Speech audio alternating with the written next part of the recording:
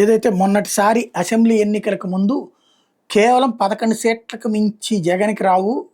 164 సీట్లతో కూటమి గెలవబోతుందంటూ సర్వే ఇచ్చినటువంటి కేకే ఆ తర్వాతన కొన్ని సర్వేల్లో విఫలమయ్యారు. అది మహారాష్ట్ర కావచ్చు, తర్వాతన ఇతర రాష్ట్రాలు.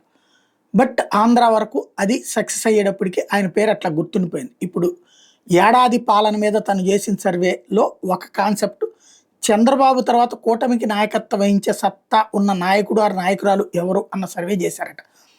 నారా లోకేషే పవన్ కళ్యాణ్ కంటే లీడ్‌లో ఉన్నారట. పవన్ కళ్యాణ్ సీఎం కావాలని కోరుకోవట్లేదు బాబు తర్వాత. లోకేషే సీఎం కావాలని ప్రజలు కోరుకుంటున్న 43.5% మంది. పవన్ కళ్యాణ్ సీఎం కావాలని కోరుకుంటుంది 39% మందే. అంటే పవన్ కళ్యాణ్ కంటే 4.35% ఎక్కువ మంది ఉన్నారు.